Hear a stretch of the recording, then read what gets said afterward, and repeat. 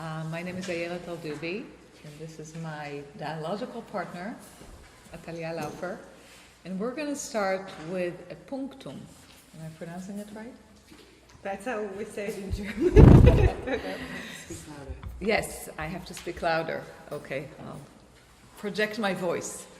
Thank you, Natalie. Thank you, Mariam, for having us in this space. Thank you, Danny, and thank you, Rebecca from the neighborhood, for supporting this wonderful artist in their process, in this residency, and in this engagement. So we're thrilled to have you here. And shall we punctum? Okay. Can you say that? Is it a verb or is it a... I think it's a noun. It's a noun, okay. It is, isn't it? But since we're in a process, maybe Yeah. we can turn it into a verb. Okay, so shall you explain what the punctum is? Well, we figured, we met a couple of weeks ago over Zoom, and we figured that we both have a background in museum education, and then we just thought, we actually decided about it pretty much now, this morning. This morning, yes. To do what we do in tours or workshops. So we'll just have a couple of minutes of that before we start and do our talk, and that's basically inviting you to follow the idea from, I refer to it from Roland Barthes as the punctum as opposed to the studium. I say it in German because that's what I read last time. I don't know how you'd refer to it in French or in English at the moment. But the idea is just if we take a moment to experience the space together and just ask if any one of you is willing to just say like an intuitive favorite, one of the works that interests them. That's normally how I get into talk about works in museums. So really just more of, there doesn't have to be any reason. It could also be like the least favorite, like just a work that attracts you, that interests you for some reason, and then just a way of getting started, if that's okay, while the last guests are joining us. Or a work that bothers you, or a work that intrigues you, or a work I wish that person had already left, but she investigated your whole process, starting lying on the floor. So that was also part of how she explored this space. Yes. So we're going to start. So you're going to be walking around for a couple of minutes, and then you could stop. I would just say not more than 2 minutes. Just, or even a minute, just a quick thing, and you don't even have, you're welcome to explain, you don't have to explain why. So if there's anything you want to know or whatever. So then just project your voice, because this is on Zoom, so we would like to include the participants on the line as well.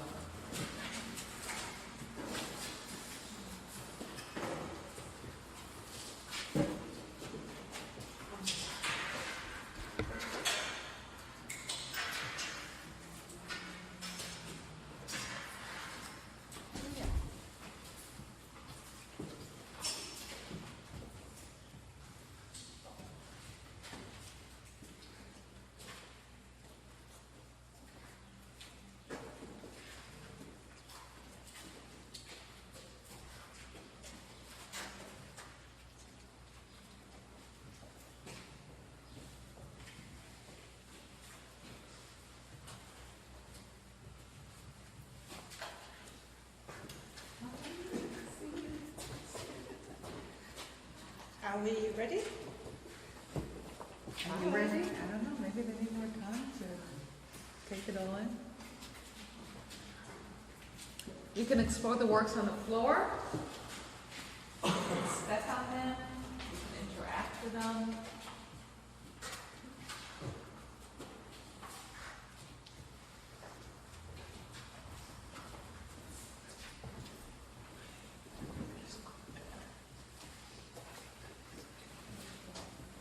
And you're welcome to sit, but we could just go. Yeah, you want to? No, Can I take go the for it. phone? Go for it. You're just in the This is a moment. Yes. Yeah, so maybe if anyone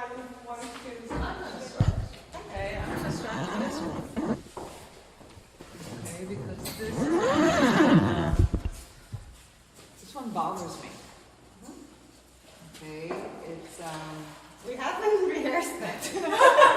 That's a surprise now. the chance encounter comes into engagement. I'm curious regarding the installation and why, what is, I don't even know what this is. No? Do you have to? Okay, there were quite a few points. Do you want me to answer them all? Yes.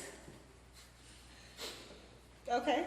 So what it is, starting from the last one, and remind me, because I'll probably forget. The way I see it, it's a drawing of it's watercolor, two drawings on top of each other, drawing a beautiful scene of the sun going down on a balcony. But that's what I see. And basically it is a drawing of my daughter. So my daughter was started using we found watercolors where we were, and we'll talk about it a bit later. And she just started drawing with a watercolor, and it was really quite impressive how she also immediately used the whole paper, and she just loved it. So it was rather new material, and I just loved it. And I thought I could get in. Then I'm trying to think if I've used watercolors just before. And I have used occasionally, so she's seen me using the watercolors, but just before I was using pencils. So then I followed her basically, and the drawing of her drawing wasn't that good. So I did another drawing, and then it was just kind of flat. And I wanted to see what happens when they're on top of each other. Is that an answer? That's an answer. And something bothered you? The display? No. Yeah, something about why you installed it this way. I don't know. I actually love it like that, really. I love it with the simplicity of the masking tape around it that becomes a frame. It's a sort of 3D thing, collage. And unfortunately it fell a couple of times also. So it just, it was hard to get it flat.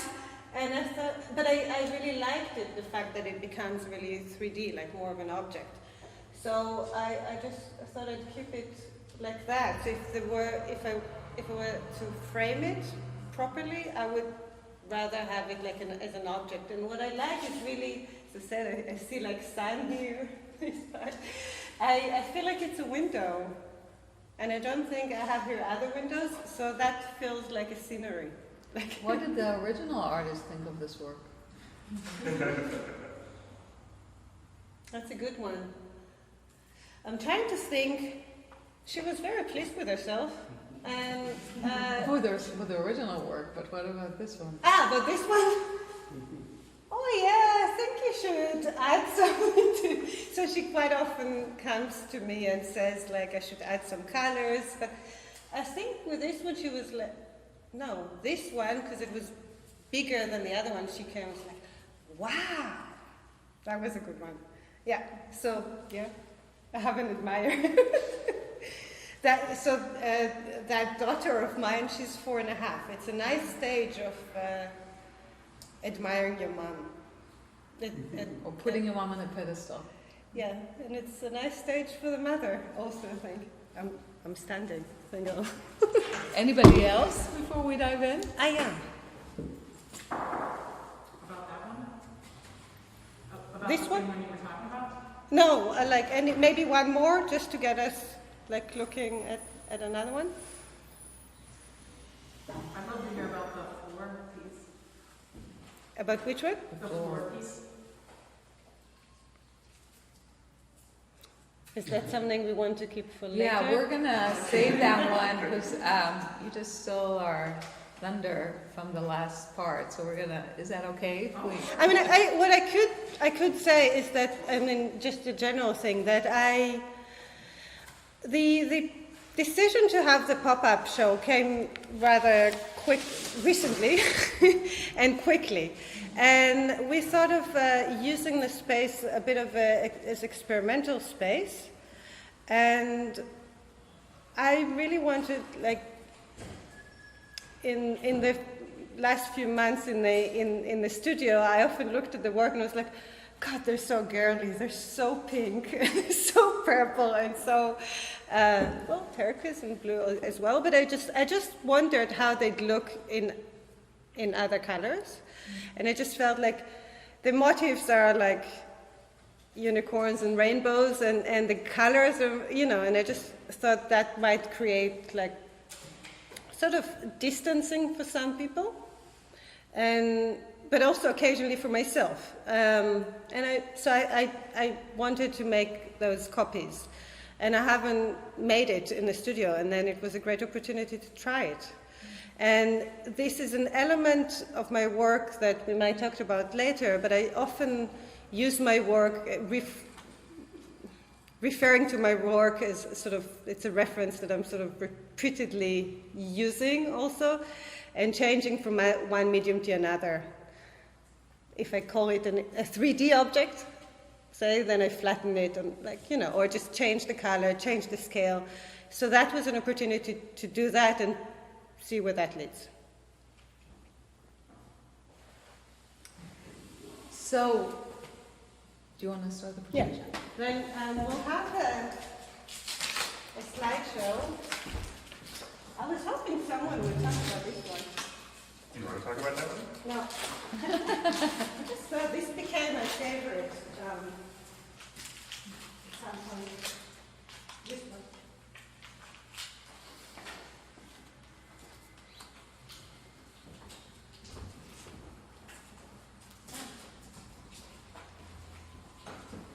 Is that okay to give you that? Thank you. Okay. Slideshow? Yes.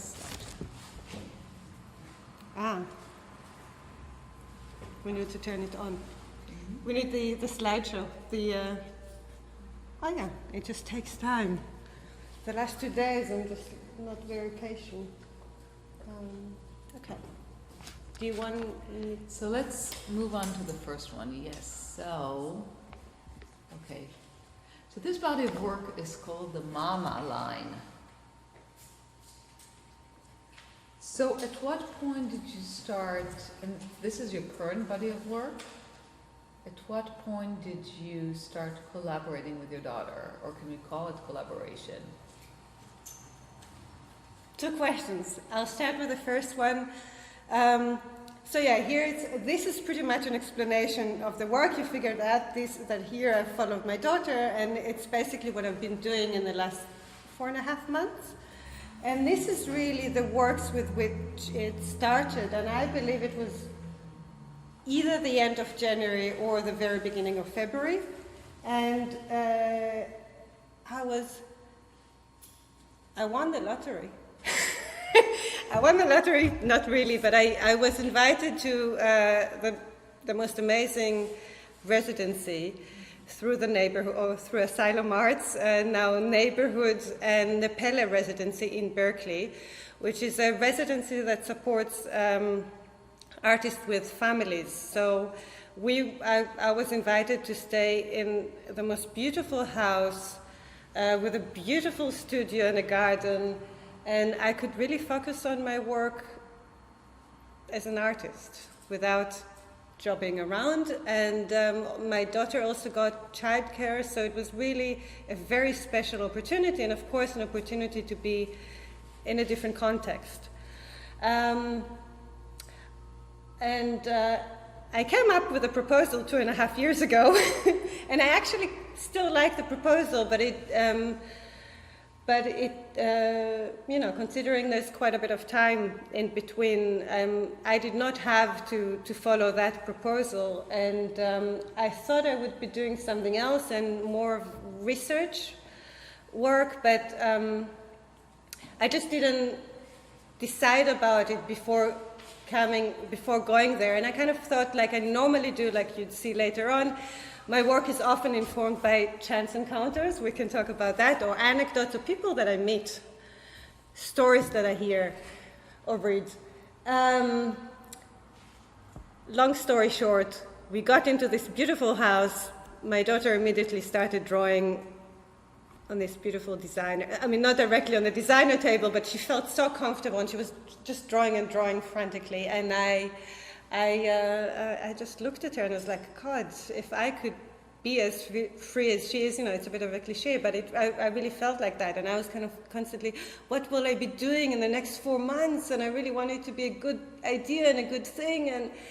And just to get myself going, I started drawing her drawings. So to the left, the blue one, I just in a way copied her drawing, and my drawings were just not as good.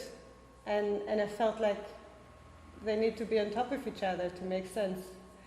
And I really love these drawings because they symbolized for me Berkeley. Berkeley is pretty hilly.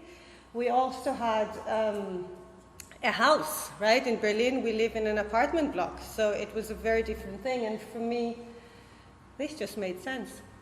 So this is one of the first works that I worked there, and this is sort of recently I came back to the very first drawing with a brush pen, you know, like slightly different, and just redid it. So that's more or less what I've been doing in the last 4.5 months. And shall I continue? Just to show, maybe to explain a bit the process. Mm-hmm. So, like at the top, this is just to explain the process because I already kind of told you what I was doing. My daughter's drawing, Esther was drawing these top left drawings that I just thought they were so charming. They're just so beautiful, and I looked at them and I laughed and I was like, oh my God, I have to get it right this time. And I tried, and it just wasn't as charming. But I thought I continued, and I was just trying to still find like the color palette, to use sort of negative space, forms, you know. So I was just really spending quite a lot of time with the drawing these. And I continued. So the very same drawing at the bottom, a week or two later, reached these sort of stages, and you know, they continuously look differently. So I guess that what's happening is that the very quick drawings of Esther become longer process.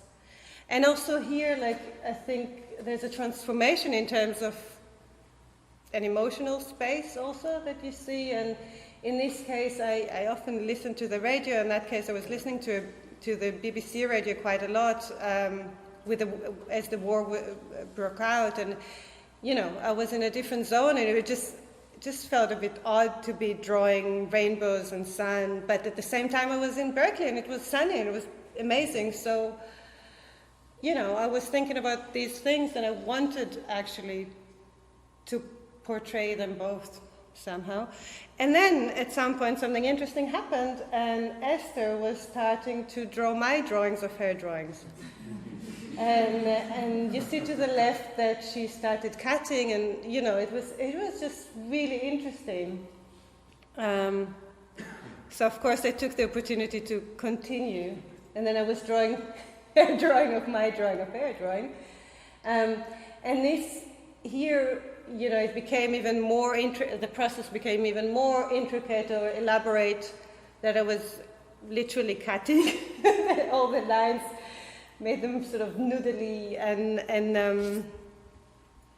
you know, at some point even my hand hurt. You know, it felt at times like a ridiculous process that for some reasons seemed correct. I don't know if it makes sense, but it seemed right to do that. But I was sort of thinking, why am I doing it? I could just draw and redraw. It'd be a minute or two. But this engagement with the material, with the drawing over time, seemed relevant to me. I wonder if there's another one afterwards. But the one we've just taken off, actually, the one we've just taken away is like also following that. I just thought, okay, now I'll go at a different scale and I try to crystallize what's interesting for me, how the sun became flower, the sun rays became rain, that everything sort of became one thing, but here in a minimal form, so like very different to the others. And instead of horizontal, like I swapped it around and mirrored it also. So this is the kind of things I do, I guess. And with this motive, I actually continued. And this is another example how occasionally or at some point I started mixing some of her drawings together. I was thinking more of like trying to figure out a narrative or storytelling. Quite often in my works, I'm trying to tell stories, and this is slightly different, I think. But that was an attempt that was actually quite important. This drawing has seen many stages, so again, and even here it got some extra colors. I don't know if you noticed. So we have here the unicorn, and it's a palm tree, I believe, that had this really interesting perspective, and I made lots of drawings and collages of that, lots of cutouts. And I was frustrated because it was this really odd symbol or like phallic thing there, and it was just somehow too pretty, and I don't know. Then I just at some point I just continued, and it became really weird, and I liked it. Yeah, I think that's about this. That's about the process. Yeah, of so this. let's try and unpack it, because it's seemingly simple, yet it encompasses so many elements, from memory and appropriations and authenticity and copying. And I'm going to stop here before adding some more, because I would love for you to speak about how you see through the other, and how you use the work in order to create content that seemingly in your mind is something they see, but then you interpret it. So are you working from the original, or are you working from your interpretation? What is the relation between those two?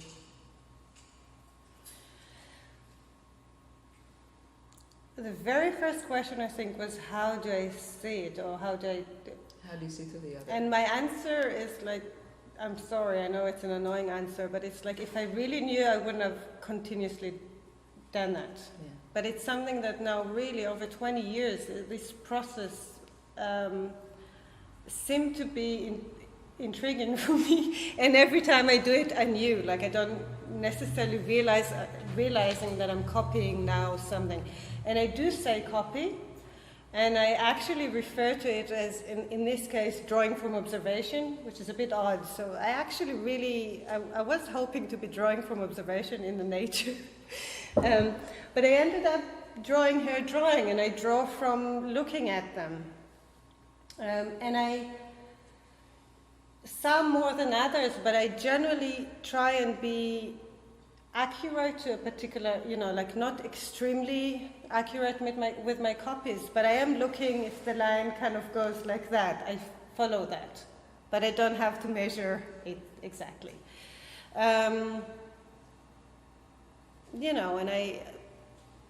But I'm too much of a person to just copy, like I just cannot copy I'm not a copy machine, I'm not a photocopy. So what happens in that moment when you observe the work and then try and take it in and reintroduce it to the world? So what is the role of the intuition, for example, here? Yeah, so exactly, I was about to say intuition. I mean, it's, I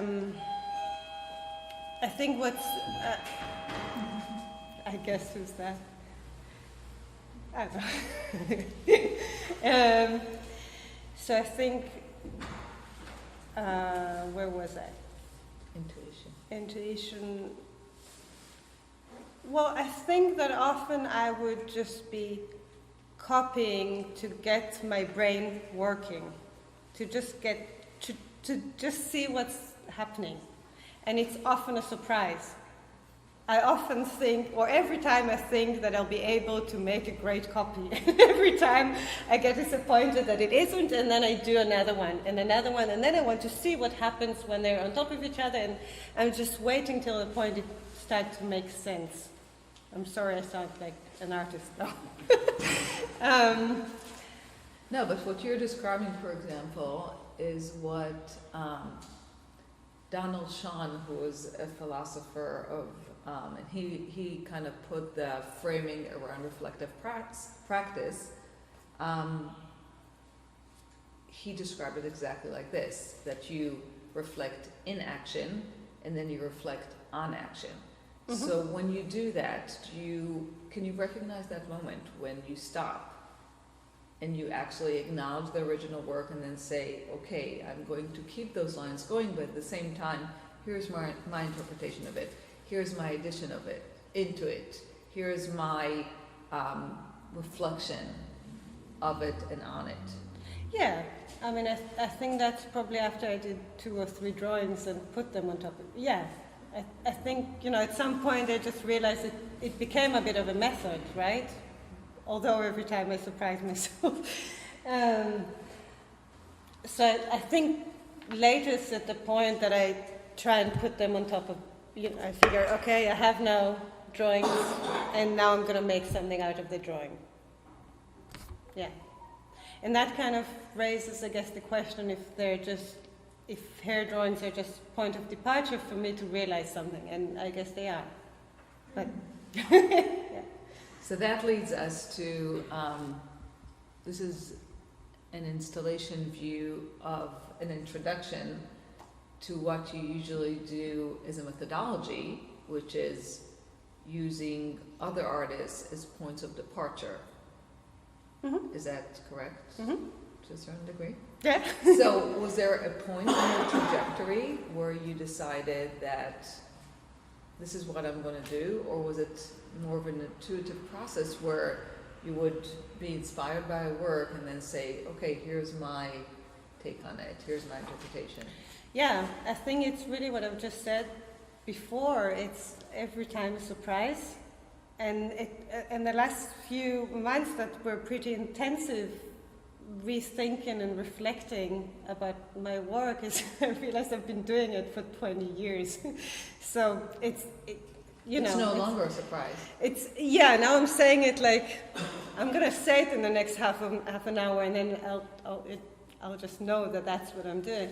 But it's every time a surprise. So it's not that I say, hey, that's what I follow people. And every time this kind of encounter it's a surprise, it's a coincidence. With this person, I went to the archive in the kibbutz where I grew up, and I'm trying to think what I was looking for. Yeah, for another project. And then I just saw these old catalogs of an artist from the kibbutz, and the person who works in the archive, she asked me if I wanted to have some of those catalogs because they had too many, and I was really excited about it, and it was very interesting to revisit this artist, for example, after really more than 20 years of not really being in that, like becoming an artist and a bit more of an adult, to experience his works differently. This was just really interesting, and again, just to and I did not know what's going to happen. Little did I know that 12 years on, I'd be still engaged with his work. So this, maybe just to get a bit closer, because this just shows, that's from my last group show in Berlin in October. So, and this work has basically two parts. One is the framed work that you see, this one, and the writing. And this explains maybe the fact that I had quite a few old catalogs. that it was okay to do whatever I wanted, and I just started really cutting the reproductions. So I'm referring here to Yochanan Ben Yaakov, no, who's sort of known, or he's making big, rather monumental or bigger works, quite a lot of works for the walls, or just sculptures, and I'd say rather masculine and of his time. And these are the kind of thoughts that I go through when I just cut those reproductions. And then I cut the reproduction. I was like, why on earth did I do that? But they were just really like little jewels. And then I because it was a book, I started painting or drawing over the other side of them. And then I wanted to make sculptures of them. So I made sculptures of them. Then I didn't really know what to do with those sculptures because they're really temporary. They're paper, right? So I took photos of them and I kind of liked them, and I put them on the table in a studio that had glass. So it created this amazing reflection. They became like boats or like islands. I just really loved it. I printed them and then I drew over. So that's an example for the transformation that I just tend to do. And that's it, really. And for a while I didn't know what to do with them. So let's try and place this body of work in your trajectory. Yeah, maybe I'll just explain the next part, because I think it's related. At the same time, I went again to the archive and then focusing on his work, and then I looked into his personal archive. It's a Yeka, it's a German archive, pretty organized. And so there's the person Yochanan Ben Yaakov, and then there's this artist Ben Yaakov, so artists get an extra folder in the archives.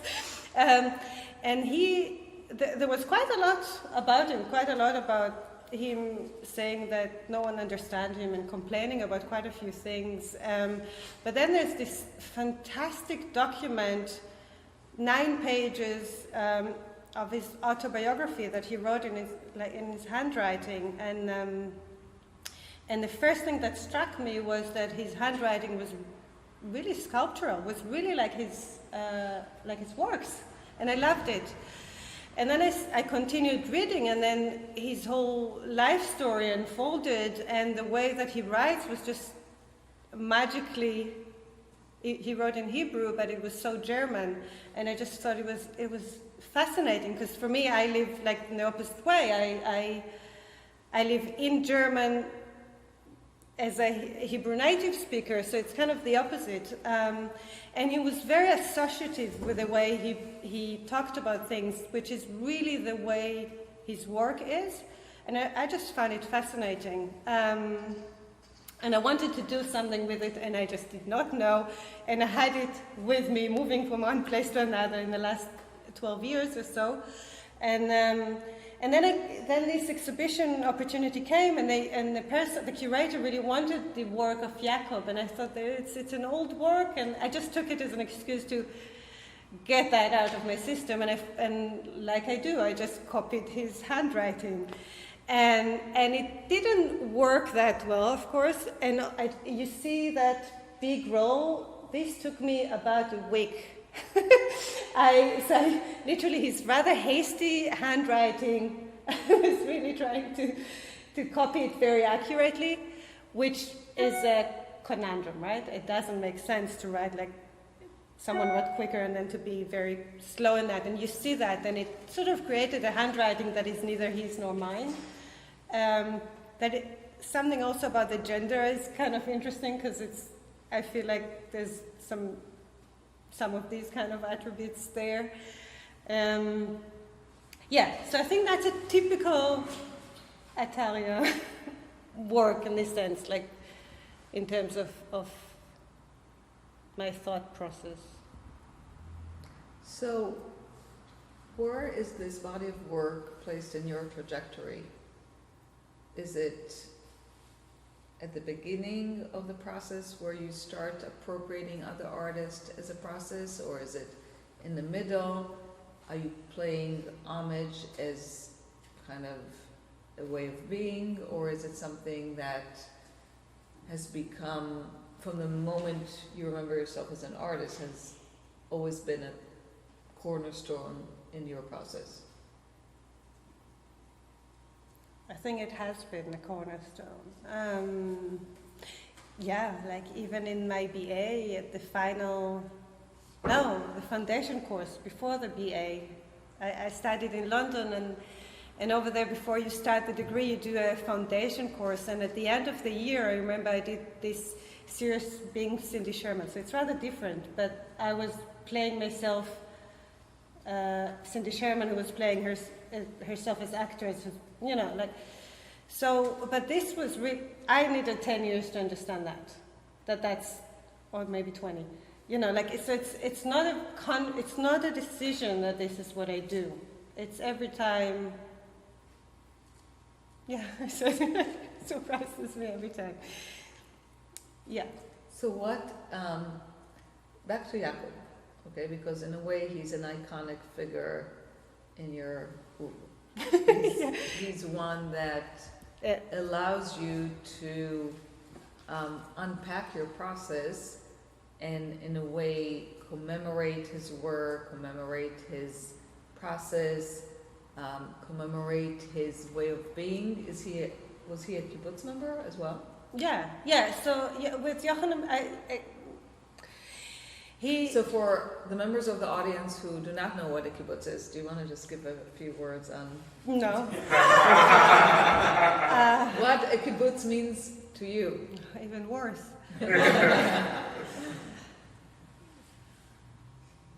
Anyone does stand in We the have corner. a few kibbutzniks here, but still, I think your take on it. Abinam, would you like?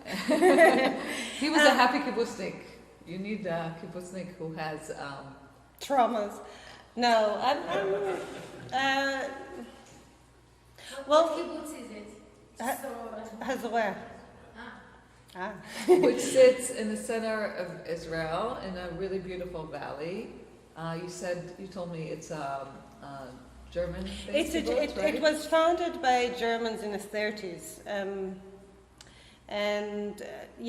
Most of the founders came from Berlin or Cologne, and when I moved to Berlin, this sort of background became more interesting to me, and it became clear that it's quite a thing for me.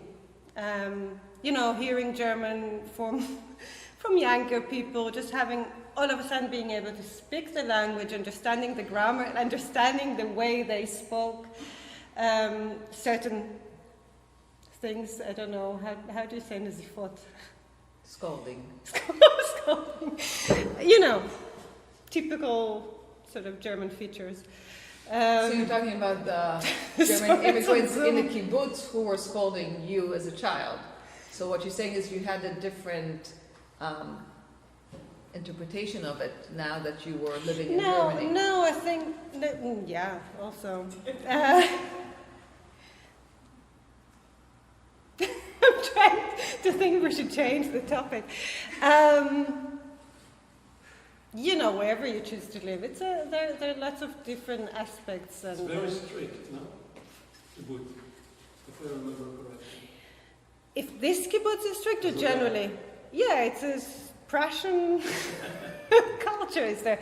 It was a traditional kibbutz. I think I was the last, my group was the last one that till the very end had those children houses that till the 12th grade, I think, kind of slept together. We never had rooms to ourselves. We always shared it with 3 or 4 people, But So some of them don't know. So this is something very interesting. Yeah. Because there are a lot of elements that pull into your work. Yeah.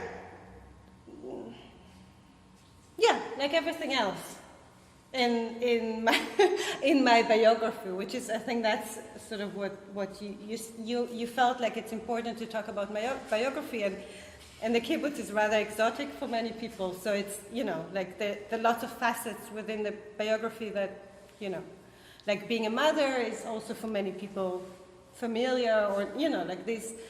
And I think that I'm just sort of talking generally about it now. I am trying to unpack my experiences, and in this work, for example, is for me symbolize what an artist is, what they do, the way he walked, the way he talked, and the work he's done, so it was interesting for me to visit it.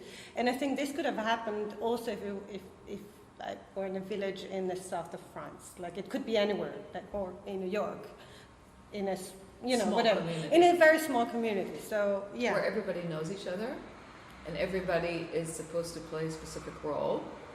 And artists, during his time specifically, were really had to fight for the right to be an artist. Yeah. Yeah, I mean, also, I when I got an extra drawing course, I don't know, in one of the, I don't know, maybe 5th grade or so, later, I had to justify it. I'd say, like, yeah, I'll do stage design, these kind of things. So yeah, that is part of the biography, I guess. So just to clarify, it had to be functional in order to justify its existence. Yeah, but at the same time, work was a value, and artists did get a day a week of work. But they did not have to pay for the studios, whatever. Like, I'm not trying to justify anything now. But in any way, it's a really interesting phenomenon. It's an interesting experiment. It exists, although in a different way now. And yeah, this is how I grew up, and I'm sure it influenced me. But at the same time, because I grew up then with 20 other kids, same age, it's also very clear that although we were brought up in the same way, we're different. We're not all Italian. Thank God there aren't 20 other Italians. So it's, of course, there are certain things that, it's a particular system, but we are all different individuals. So I think. I don't know if I should look at the kibbutzniks here. Yeah.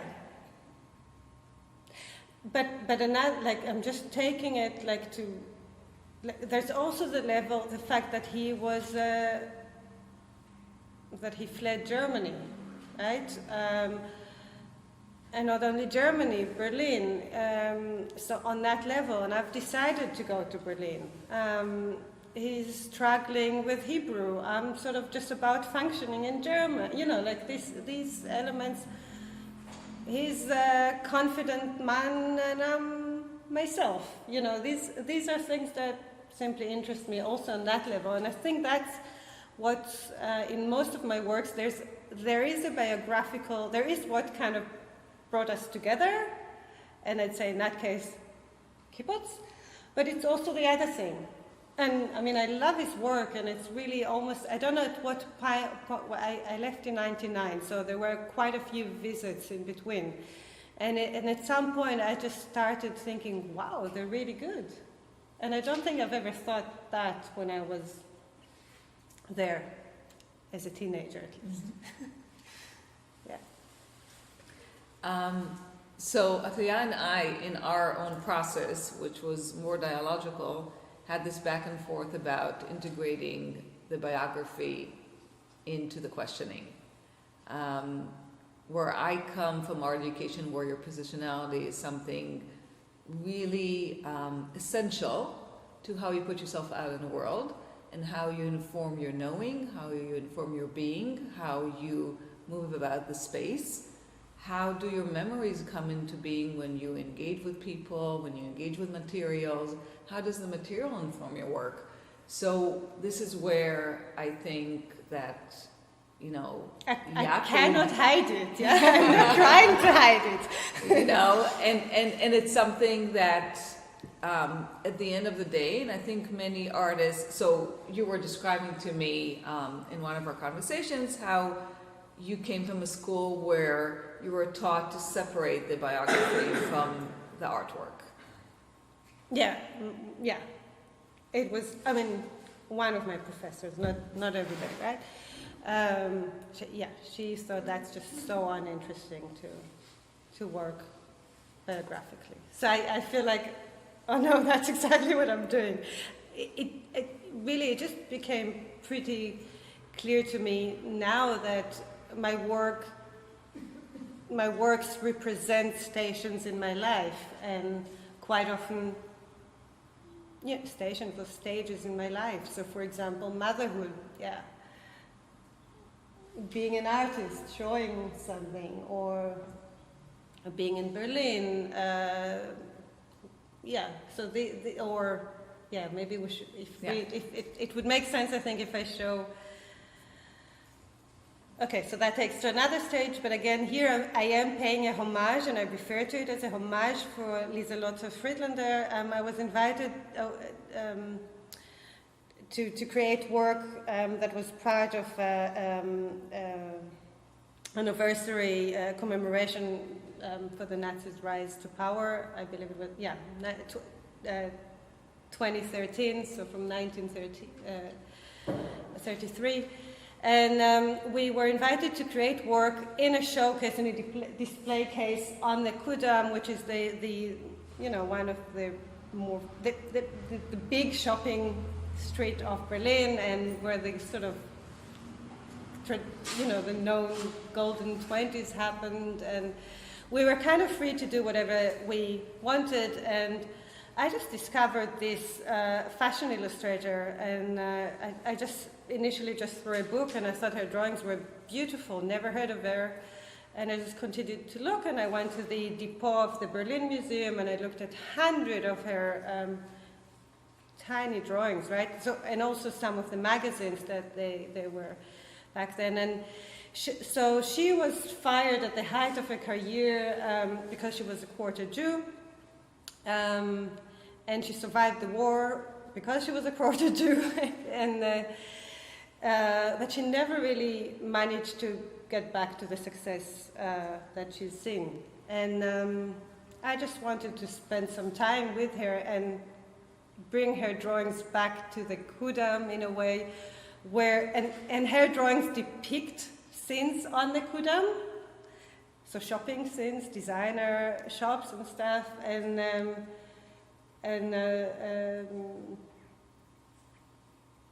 so they depict this scene. She was working not that far from there, so it just made sense to me.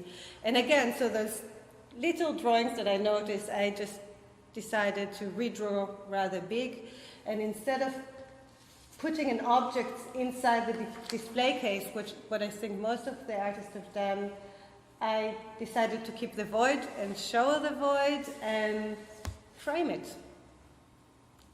And maybe. So interestingly, when I saw this work, the association for me was of Micha Ullman, who has a memorial in one of his, forgive me for not remembering the name of the square. Exactly. And it's actually a sunken memorial, which is an homage to Kristallnacht. And when all the books were burnt, and he built a library that is sunk inside the central of the square. So for me, your work here was in a way a kind of reverse replica to the life that was there before, and that translucency, and also the idea that, this iconic memorial carries in it so many memories of years gone, and of people who are no longer with us, and of a social life that, is no longer accepted. Brings me back to how you try, through your work, to kind of play with the concept of memory.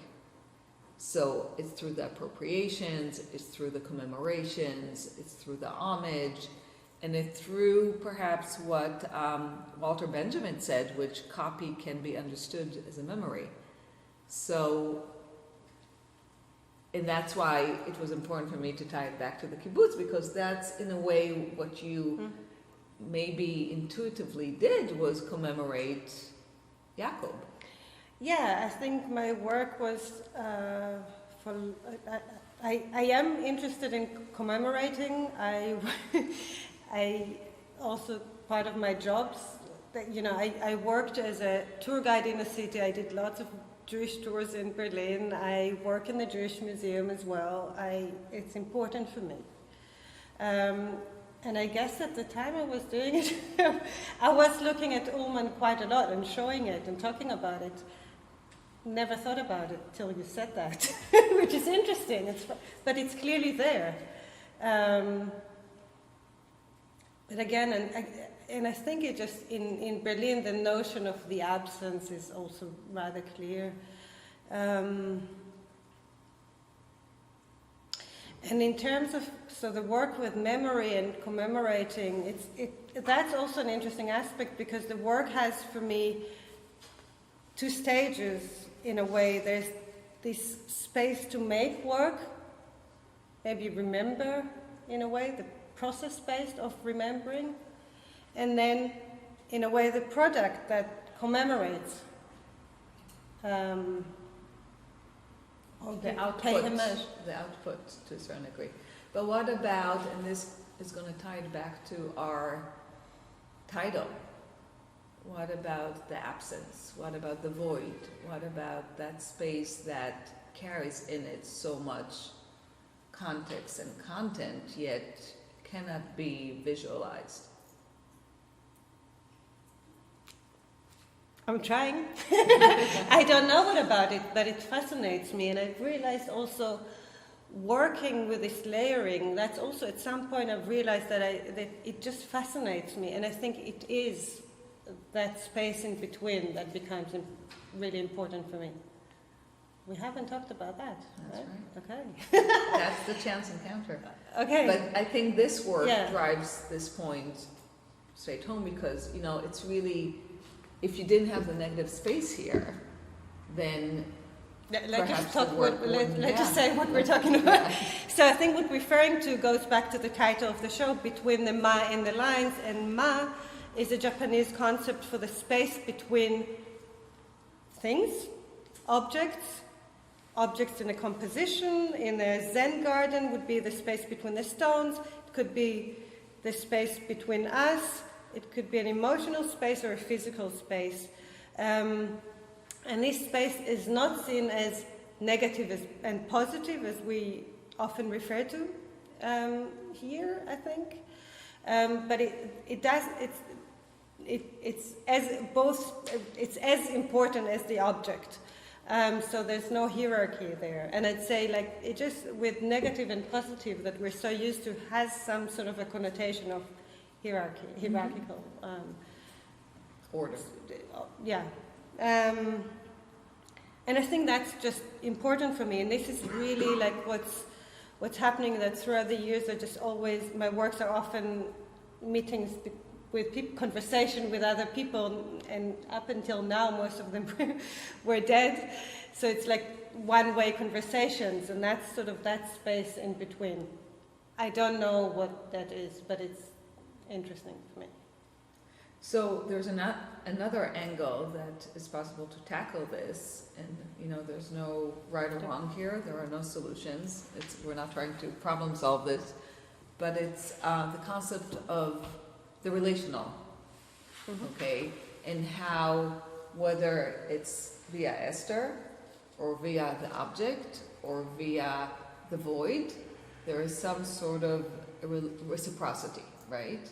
Because that, whatever it is, the X in the space, is informing your movement forward, or your process, or your output, in a way that keeps on engaging your mind in a way that is action-oriented, that is reflective.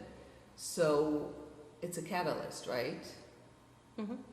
And how do you recreate it every time, or do you recreate it? So now that you know that you have a methodology, Yeah.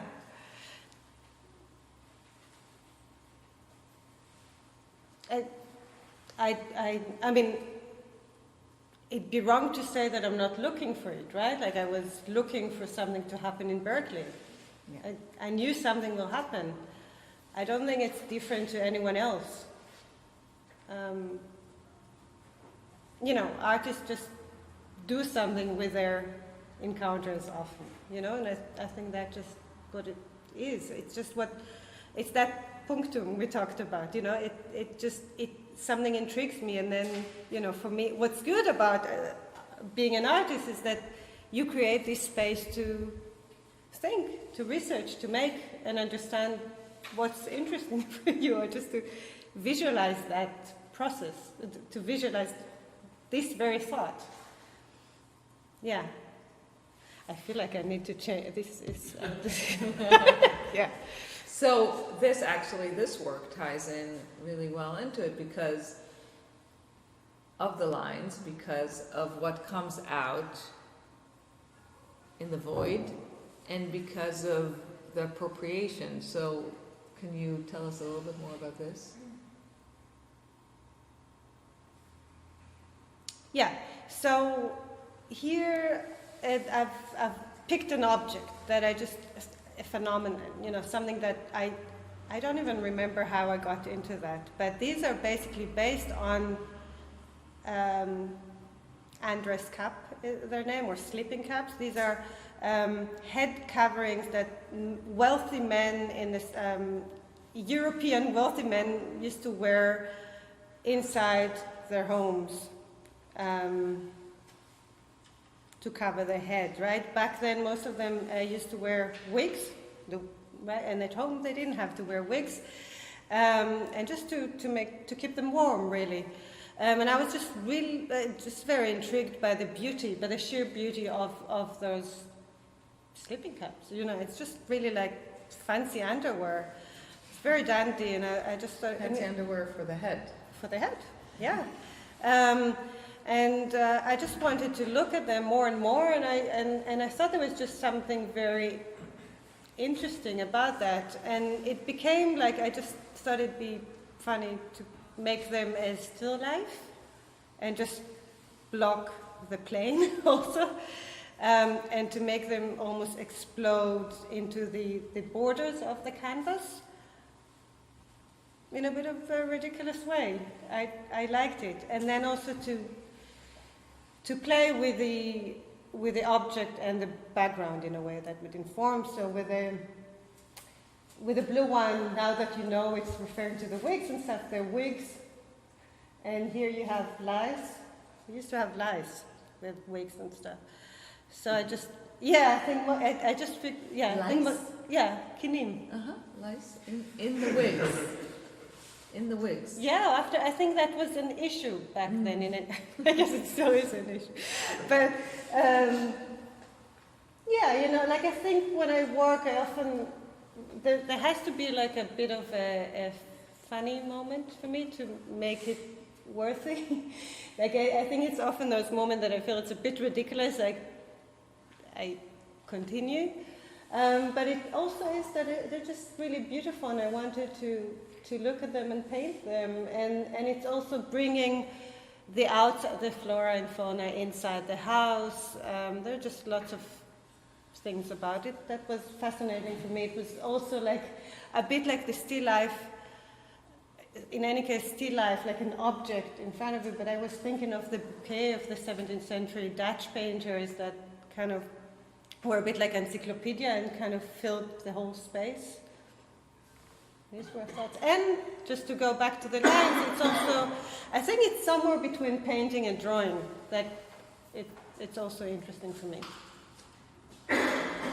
And for me, what I found interesting about this body of work was the social representation in a private space, because there was something very, it's seemingly an object that many people owned at the time, Yet when you brought it into the private space, there is some intimacy that you're creating here.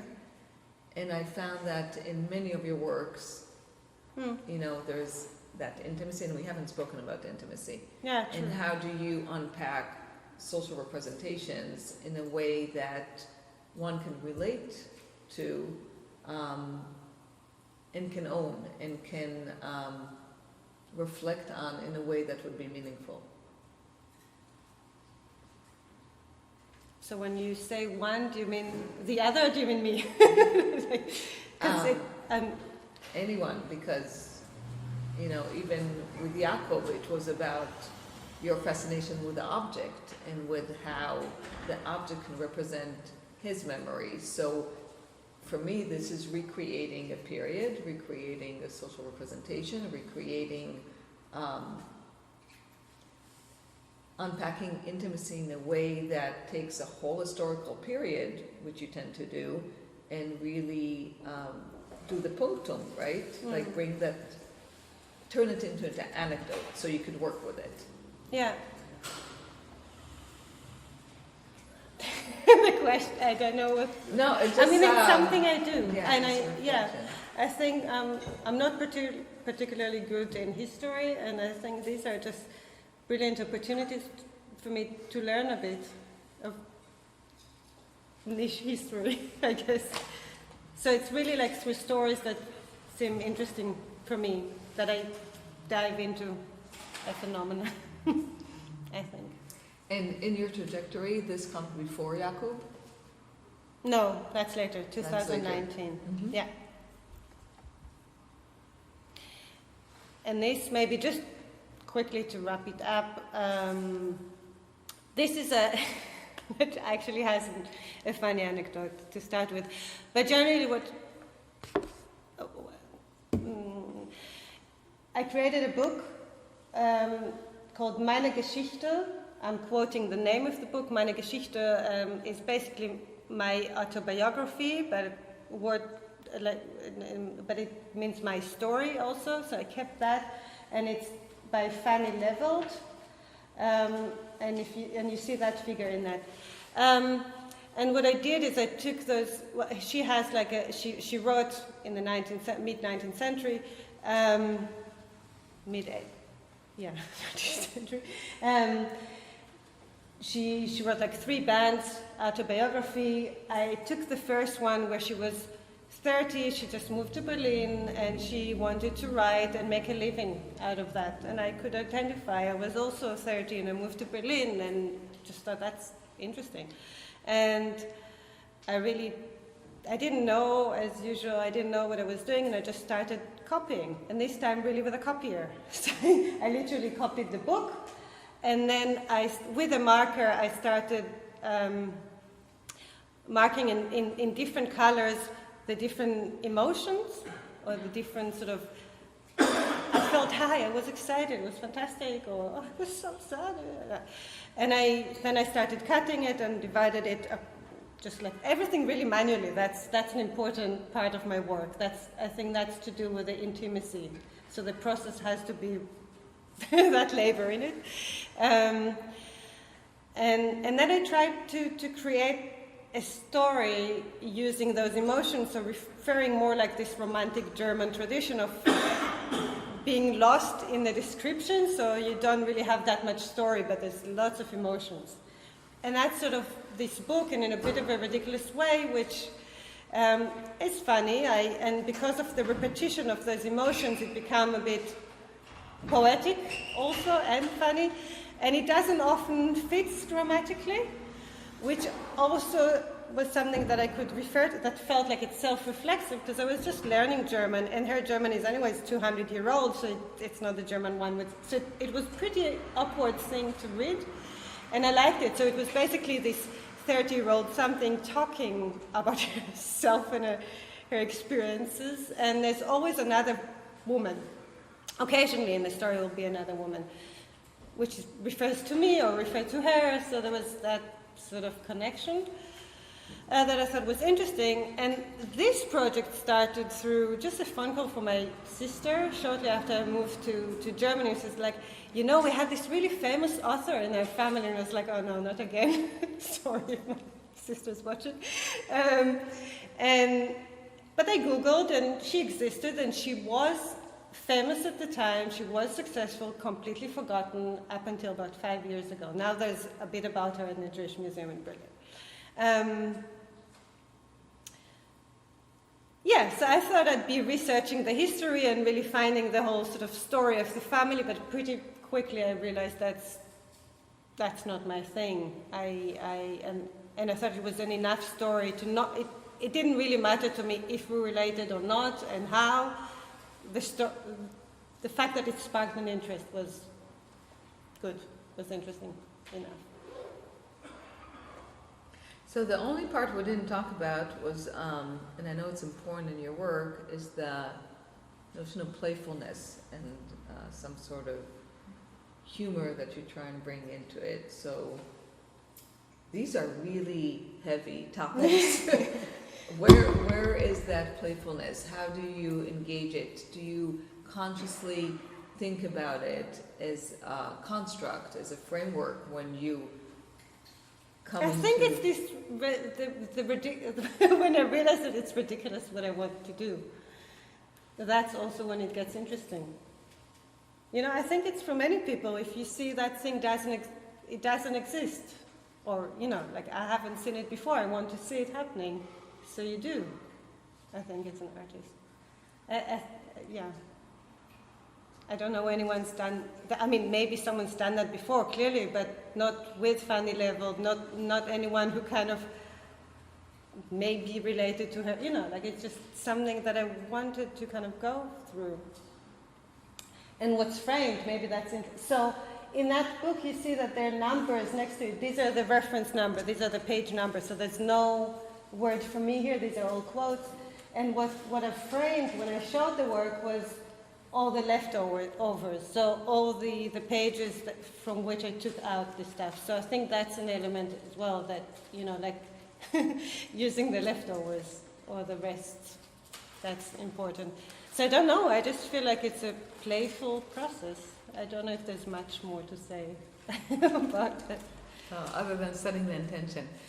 Do we want to try and recreate, or at least show how other artists collaborate with you in a playful manner? Yeah, we could maybe a more, so that's, I think it's the last one, I know, it's been long. Yeah. Some of you know this project really well, but that happened last year?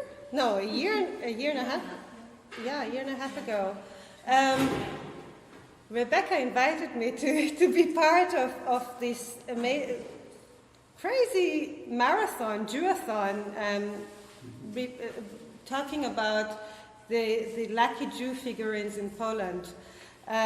These figurines are cliché or typical Orthodox Jews, you know, big noise, really not that hand, holding a coin. And many Poles, till today, I mean, there was just a law that changed it, right? But many of them believe that these are talisman, these are objects of, lucky objects, they're going to bring you money. So many of them just buy them, in particular around Easter time. It's crazy. And as soon as Rebecca asked me if I'd be interested to do something for this marathon, and to do something for this marathon means 4 hour online, Zoom online, and I had no idea what Zoom is, more or less, but I somehow managed to.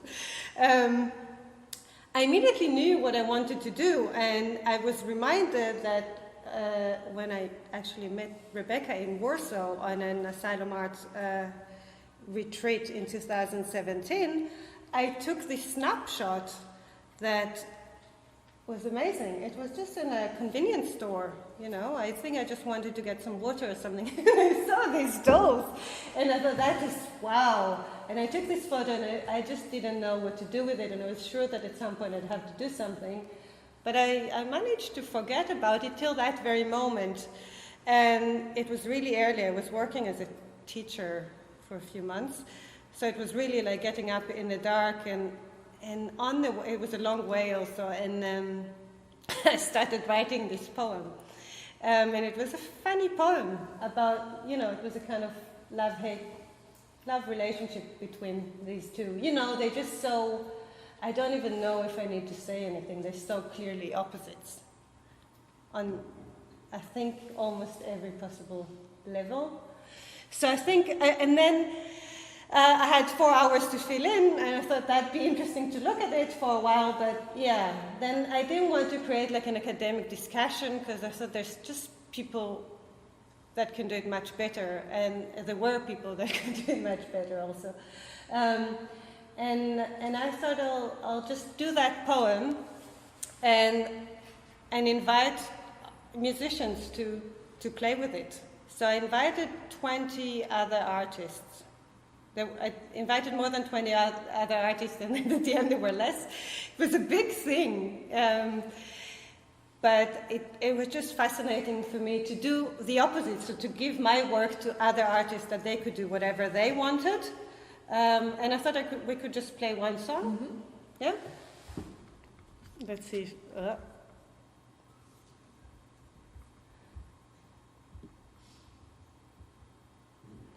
Do you want to just say who this artist is? This is Alex Stolzer, and it's interesting that I had him in mind when I started this poem. I thought, I want to get him to do something with it. And I felt that his interpretation was really, was quite close to what I thought, but there were really like very different interpretations, and it was really hard to pick one now. So I picked 2, and that was just the first that came. We'll stick to that one. But yeah. So let's play it. Gosh, listen, you must be the one. Don't know your name, but you are my talisman. You shall love me, lying down or rise. I am there to contrast your praise. Baby, you have been here before. You've seen this room and you walk this floor. You feel at home when you enter the door. I know you can take and give more and more. Give me more. My minute almighty, I am so bloody shiny. I'll be your mirror and honey. You better be quiet. Give me moho and money. Let's give it a try. Sometime a hook, gallop like the kids through a crazy book.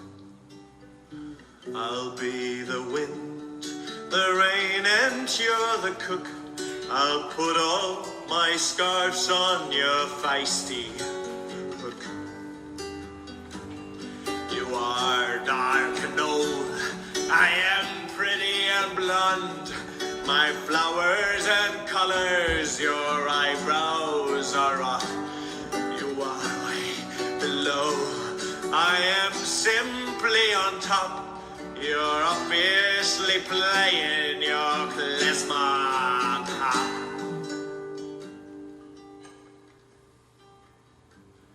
Your faith is strong, no need of proof.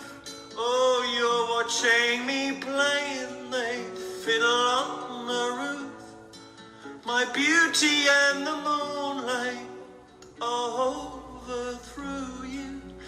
Give me your love, the one kind, or 2 kinds, or 3 or 5 or 6 or 7 kinds. Give me all your kinds. Give me all your kinds.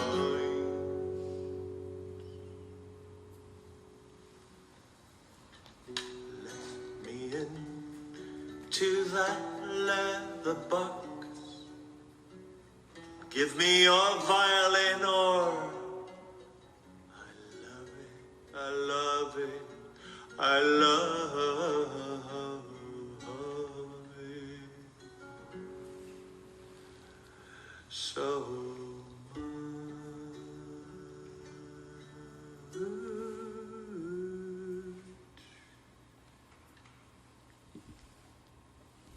So this is a great segue Yep. to this. No, are we gonna do it? Yeah. We're gonna do it, yes. Okay, it's the end. It's the the last end. project. So, as a Oops. collaborator, we're asking you, the audience, to be collaborators in this engagement. Okay, so it's actually the first question was Right. these drawings on the floor, and they're there, and some of them have simply paint on the feet. So I would just basically be really interested to see how they look together. So you don't have to do anything, but maybe just put the drawings on So the you wall. can shift your chairs a tiny bit, and then you'll be noticing that some of them have your imprint on them. And then And if they do have paint, then just try and put that on the paper underneath, so it wouldn't go on the.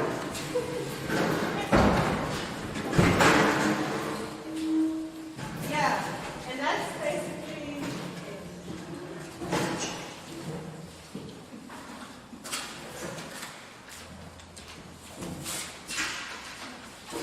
Should we put the? I think we can turn it. Ah, we don't. It's like in art school, no? Like in high school.